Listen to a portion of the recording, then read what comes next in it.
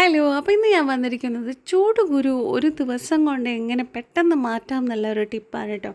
അപ്പോൾ വേനൽക്കാലം തുടങ്ങി അതുമായിട്ട് ബന്ധപ്പെട്ട കാലാവസ്ഥാ വ്യതിയാനങ്ങളും ആരോഗ്യ പ്രശ്നങ്ങളൊക്കെ തുടങ്ങിയിട്ടുണ്ട്. അതിലൊരു ഭാഗമായിട്ട് നമ്മളെ മേത്ത് ചൂടുകുരും തുടങ്ങിയിട്ടുണ്ട് കേട്ടോ. ചിലവരെ സംബന്ധിച്ച് മുള്ളു കുത്തണ പോലുള്ള ചൂടുകുരുവാണ് വരുന്നത്. കുട്ടികളെ സംബന്ധിച്ച് മുഖത്തും മേലും എല്ലായിടത്തും മണൽ വാരിയിട്ട പോലെയാണ് ചിലവരെ സംബന്ധിച്ച് ചൂടുകുരു വരുന്നത്. ചിലർക്കതൊരു പുകച്ചിലും ഉണ്ട് കേട്ടോ. അപ്പോൾ ചുവന്ന കുരുക്കളൊക്കെ ആയിട്ടാണ് വരുന്നത്. അപ്പോൾ നമ്മൾ വീട്ടിൽ പെട്ടെന്ന് ചെയ്യാൻ പറ്റുന്ന ടിപ്പ് എന്ന് പറയുന്നത് വെള്ളം ചേർക്കാത്ത തേങ്ങാപ്പാൽ എന്ന് വെച്ചാൽ നമ്മൾ നാളികേരം ചിരകി എടുക്കുന്ന അതിൽ നിന്ന് ഒരു പ്രസ് ചെയ്താൽ തന്നെ അതിൽ നിന്ന് പാല് വരും. അപ്പോൾ വെള്ളം ചേർക്കാണ്ട് നമ്മൾ അതിൽ നിന്ന് പാലെടുത്തിട്ട് അത് തലയിലും ദേഹത്തും പുരട്ടി 1 മണിക്കൂർ കഴിഞ്ഞ് കുളിക്കുക. ദിവസം 2 പ്രാവശ്യം കുളിക്കണം കേട്ടോ.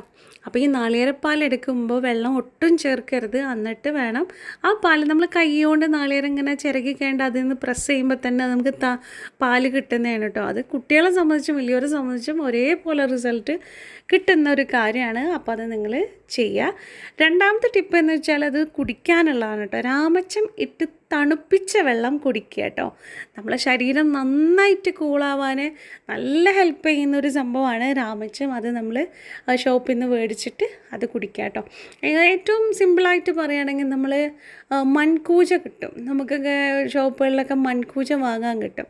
അതിൽ നന്നായി തിളപ്പിച്ചിട്ട് വെള്ളം ഒഴിക്കുക. അതിന് ശേഷം ഈ രാമച്ചം അതിലേക്ക് ഇട്ട് വെക്കുക. എന്നിട്ട് അത് ചൂടാറുമ്പോൾ ആ വെള്ളം കുടിക്കുക. നല്ലതാണ്. മൺകൂജയുടെ ആ ഒരു ബെനിഫിറ്റും കിട്ടും, രാമച്ചത്തിൻ്റെ ബെനിഫിറ്റും കിട്ടും. നമ്മുടെ ശരീരം നല്ല കൂളാവും കേട്ടോ. അപ്പോൾ ഇതാണ് 2 ടിപ്സ് എന്ന് പറയുന്നത്. ഇത് രണ്ടും നമുക്ക് നല്ല റിസൾട്ട് കിട്ടുന്നതാണ്. അപ്പോൾ ഇതുപോലുള്ള ഹെൽത്തി വീഡിയോസിനായിട്ട് നമ്മളെ ചാനൽ ഒന്ന് സബ്സ്ക്രൈബ് ചെയ്യുക. കൂടുതൽ ഹെൽത്തി വീഡിയോസായിട്ട് വീണ്ടും കാണാം. താങ്ക്